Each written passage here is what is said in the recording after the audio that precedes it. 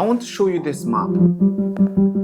Of the 25 to 50 plus Labour councillors, lords, Member of Parliament who have been caught adopting, texting and meeting young boys for sex.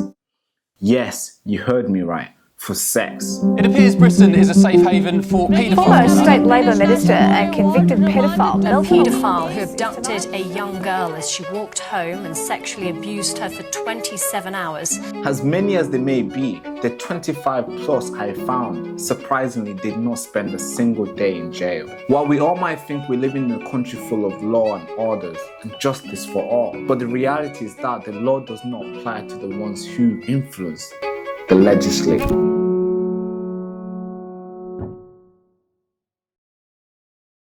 Before I get into this long list of pedophiles, I also want to shine light of this dodge bullet moment in our history. Let me introduce you to someone who wanted to lead this country not long ago, and how it would have been if they won. How would it have been for pedophiles if David Cameron did win in 2010 election? This is Harriet Harman. She was a deputy leader in Labour Party under Ed Miliband leadership.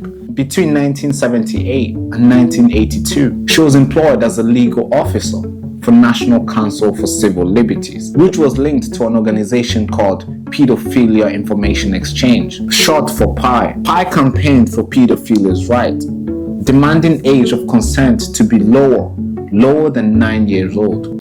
I would be all in favour of children finding their own way sexually, but I think also that adults have a part to play. How can a child of 12 make a mature judgment about something like sex for the first time, which it has not the first idea about, and cannot possibly weigh the consequences of it? A child is able to recognize a pleasurable experience. He is able to express consent and to recognize that this is something he wishes to continue. And a responsible, caring pedophile it always refers to the wishes of the child. On April 28, 1978, Mrs. Harman wrote and sent in this letter to the government, defending and asking the government to change the new bill, the Protection of Children Act 1978. In this letter, she starts off with a statement. After careful scrutiny of Protection of Children Bill and bearing the above principles in mind, we have come to a conclusion that the looseness of this bill is statutory language and could permit damaging and indeed absurd prosecution and encourage an increase in censorship in areas which could not possibly be for public interest. As a lawyer, she was not happy with the language the government used in this Protection Bill Act in 1978, and she wanted to change something. And on the second page, she goes on fighting against the arrest of predators who hold pictures of children below the age of 10. And she argues that they should not be arrested unless there's physical harm on these children's face or body. But she goes even further, using this idea that I'm going to read out to you as an example why the government should change this law of indecent imagery of children. And here's the example she used. Against the marriage couple who take a photograph of their child in the nude and later show it to a friend who puts it on a display in his room. Yes, she used that as an excuse why the government should change the Protection Bill Act. And the last page, she fights for the maximum sentence for having children naked picture on your phone to be reduced. And there was a group of them. They were trying to bring the age of consent initially down to the age of 9. Okay. And they are very clearly on record as saying there is nothing wrong with consensual sex with children, and there's no sign of it doing them any harm if it was consensual. It's a terrifying thought. This is a letter that she apologetically wrote and sent in to the government, defending pedophilia and defending these predators. And when later on, when people caught up about these letters in 1978, and she was asked about it, here's what she said.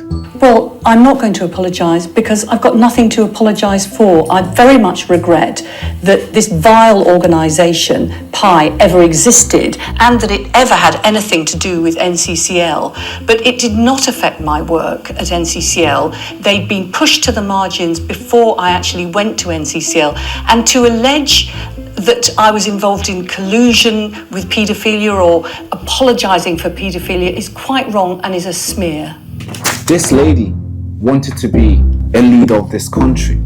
Just sit and imagine how that would have been for these victims who go through this year after year. Just sit and imagine how justice would have looked like. Yeah, it would have been very difficult to even get anyone in jail, or even the age of consent will probably be 9. But thank God we dodged this bullet. Now that we know about this letter, let's get into the main part of this video, where we're going to map out all the Labour paedophiles so far that has been caught texting, sexually assaulting young children. So let's do it. Oh, sorry.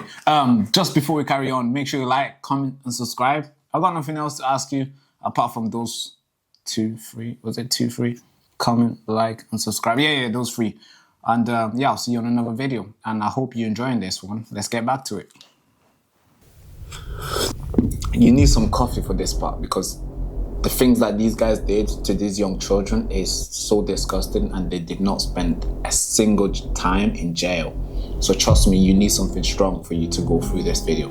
Without further ado, let's put this aside and let's roll out this map. Let's look for the United Kingdom. Where are we? Yeah. There we are. We are as little as you can see right here. So let's get straight into this video. The first person I want you to know about is Eric Stewart Joyce.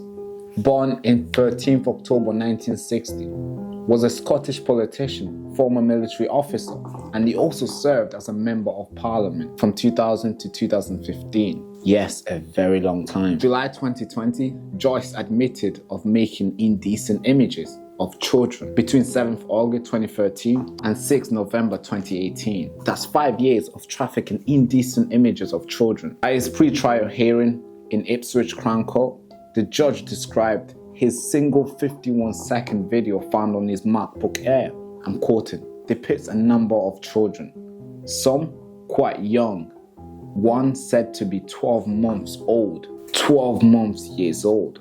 Like, can you imagine? So, what? This was a member of parliament, by the way, for 15 years. That's really, really bad. Well, here's his punishment. He was given an unconditional bail and was ordered to sign on the sex offender register. On the 7th August 2020, he was sentenced to 8 months in prison and suspended for 2 years, so no jail time for him. And he was also ordered to perform 150 hours of community service. Wow.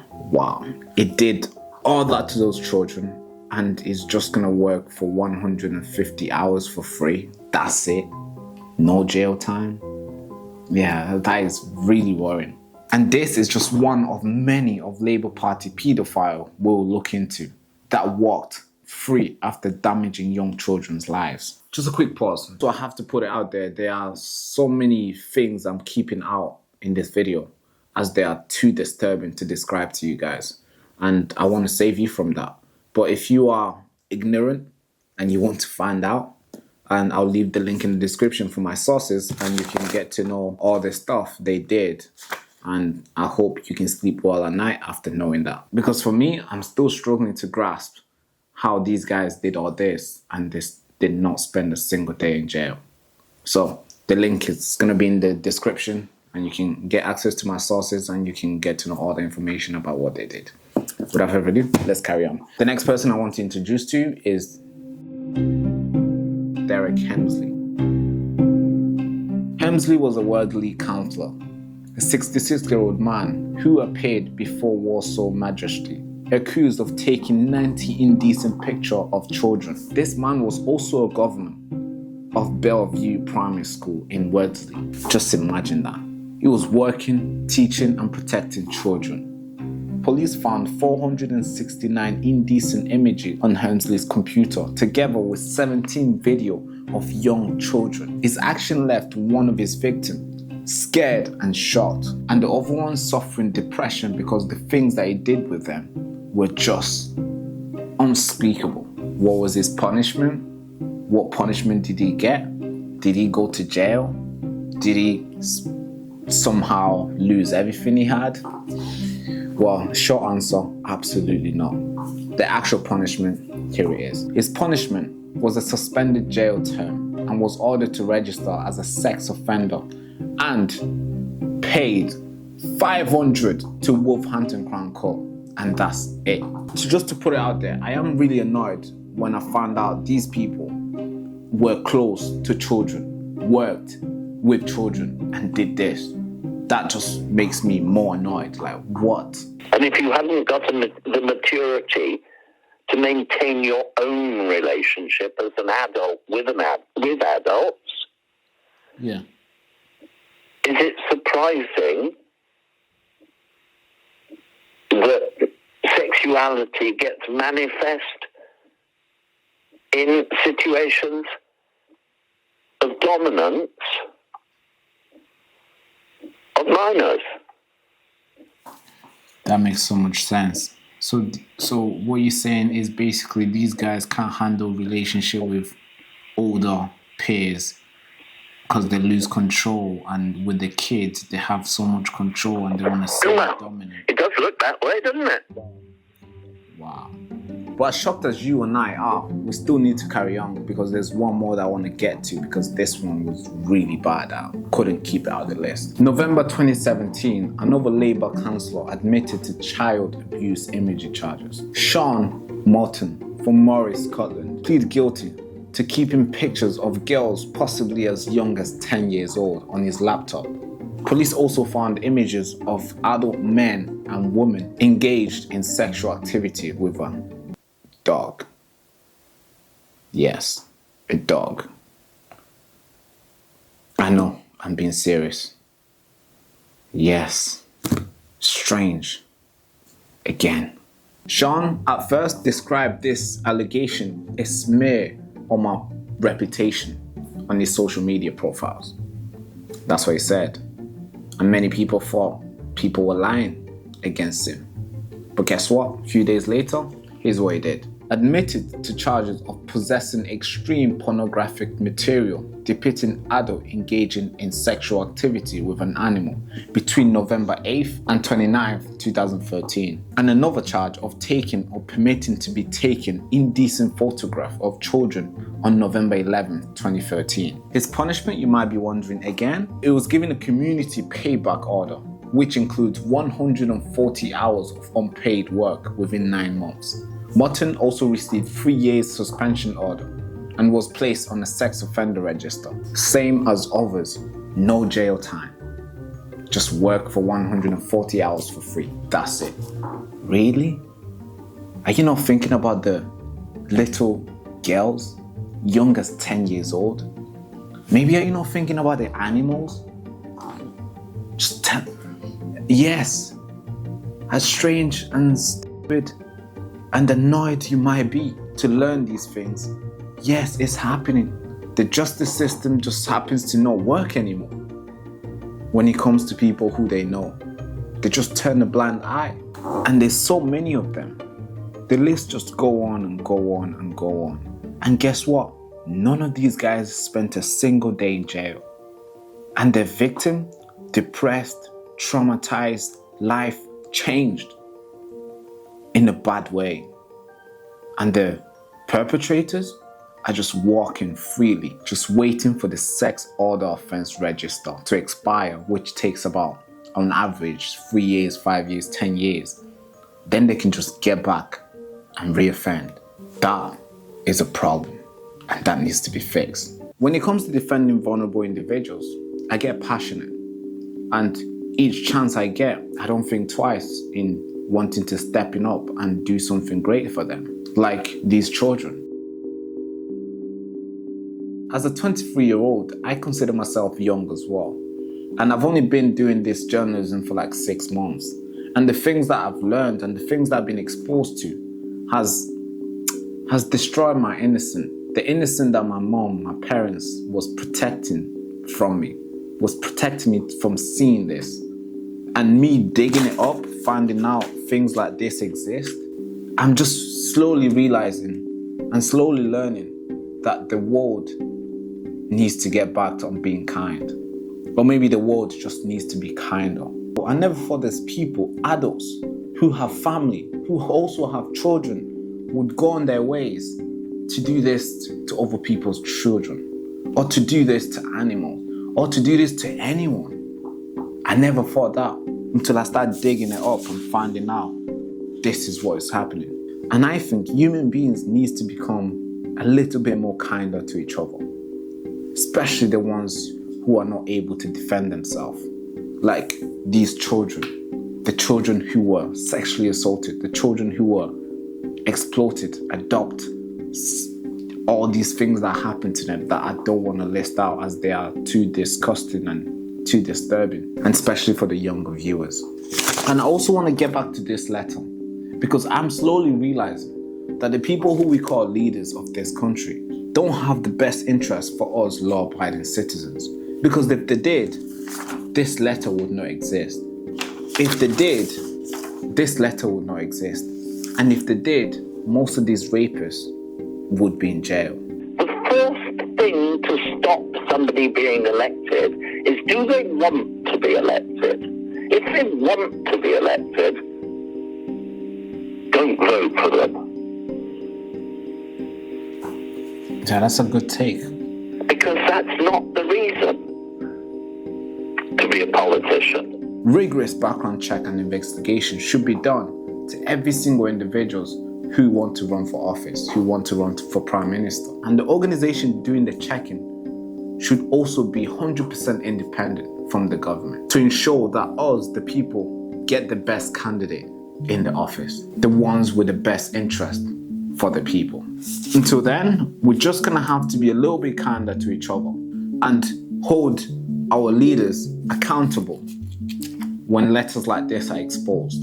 And this is the main reason why I started this company, this channel, Next Frontier. And one of my missions on this channel is to advocate for justice for the ones who are voiceless, the ones who are defenseless, and hold government organizations accountable. And I'd want you to join me on this mission. And maybe we can do something bigger than ever before in exposing things like this and holding people accountable, and also demanding justice for the voiceless. There's nothing much I'm asking from you. All I'm asking you is just like this video, share it to a friend, and subscribe, because that is actually the biggest thing I can ask for. So please subscribe. Without further ado, thank you so much for watching. Hand to the head, I'm saluting you. Bye-bye, bye-bye, bye-bye.